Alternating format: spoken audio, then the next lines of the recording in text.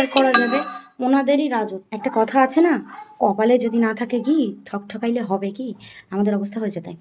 কেন বলছি বলো তো এই কথাটা? তো গতকাল রাত্রে একটু টক দই বসিয়েছিলাম বাড়িতে, মানে গরমকালে টক দই খাওয়া তো খুবই ভালো, আর আমরা সবাই টক দই খেতে খুব ভালোবাসি। আর দোকান থেকে কেনা হয়েছিল, তো সেই দম্বলটা দিয়ে বাড়িতে আমি ফার্স্ট টাইম টক দই বসালাম। মানে আমি এর আগে কোনো দিন বসালাম, মিষ্টি দই অনেকবার বসিয়েছি, পারফেক্ট হয়, কিন্তু টক দই আমি কোনো দিন বসাইনি, ফার্স্ট টাইম বসালাম।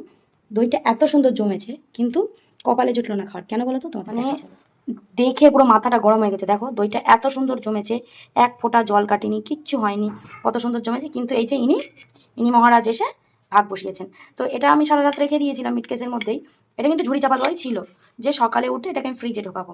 সকালে উঠে ঝুড়িটা খুলে দেখি এই অবস্থা, মানে কি করে ঢুকলো আমি নিজেও জানি না। তো এই হচ্ছে ব্যাপার। গতকাল রাত্রে নাকি একবার ঝুড়িটা একটু আগলা হয়ে গেছিল, আমার মা আবার ঢাকা দিয়ে রেখেছিল। আমার মনে হয় সেই সময় হয়তো ঢুকেছিল, মা তো খেয়াল করেনি।